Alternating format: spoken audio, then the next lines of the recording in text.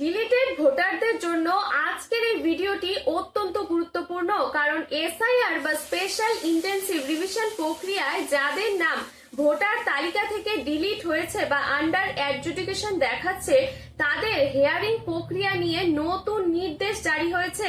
সেই নতুন নির্দেশ কি সবকিছু জানতে হলে ভিডিওটি শেষ পর্যন্ত অবশ্যই দেখুন, কারণ আজকের এই তথ্য আপনার বা আপনার পরিবারের জন্য খুবই গুরুত্বপূর্ণ হতে পারে।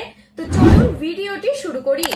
প্রথমেই জানিয়ে রাখি যে বর্তমানে এসআইআর এর কারণে যাদের নাম ভোটার তালিকা থেকে বাদ গিয়েছে তাদের আবেদনগুলি শুনানির কাজ জেলা স্তরে দ্রুত গতিতে চলছে।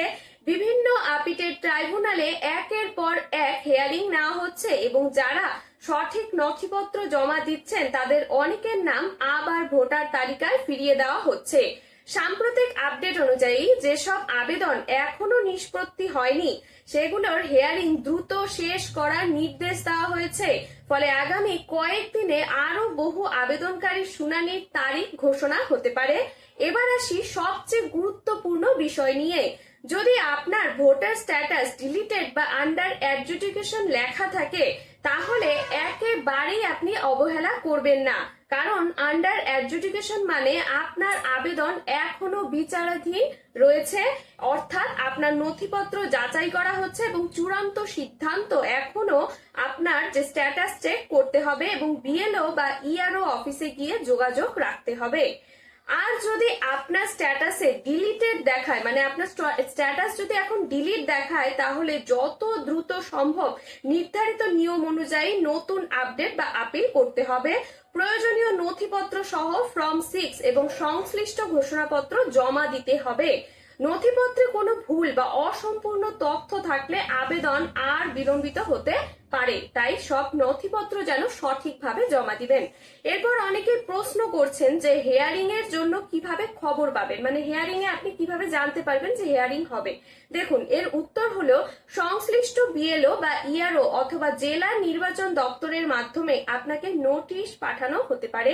তাই আপনার মোবাইল নাম্বার সচল রাখুন এবং এলাকার বিএলওর সাথে যোগাযোগ রাখুন। হিয়ারিং এর দিন অবশ্যই সমস্ত আসল নথি ও প্রয়োজনীয় ফটোকপি সঙ্গে নিয়ে উপস্থিত হবেন। যেসব নথি সাধারণত প্রয়োজন হতে পারে তার মধ্যে রয়েছে আপনার বয়সের প্রমাণ, স্থায়ী বাসিন্দার প্রমাণ এবং প্রয়োজন অনুযায়ী পুরনো লিঙ্কেজ সংক্রান্ত নথি। আপনার ক্ষেত্রে নির্বাচন দপ্তর অতিরিক্ত কোনো নথি চাইলে সেটি অবশ্যই জমা দিতে হবে।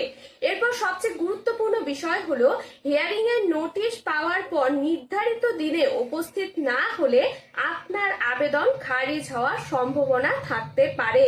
তাই কোনো নোটিশকে হালকাভাবে নেবেন না, কারণ যারা এখনো কোনো নোটিশ পাননি তারা নিয়মিত নিজের ভোটার স্ট্যাটাস চেক করুন এবং স্থানীয় বিএলও মানে নির্বাচন অফিসারের সঙ্গে যোগাযোগ রাখুন, কারণ ধাপে ধাপে বিভিন্ন জেলার আবেদনকারীদের হিয়ারিং এর জন্য ডাকা হচ্ছে।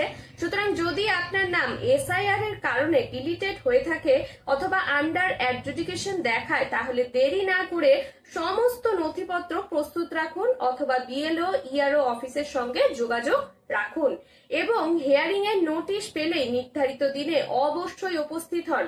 সঠিক নথিপত্র জমা দিলে আপনার আবেদনও দ্রুত নিষ্পত্তি হওয়ার সম্ভাবনা রয়েছে। এই ছিল এসআইআর এর ডিলিট হিয়ারিং নিয়ে আজকের নতুন আপডেট।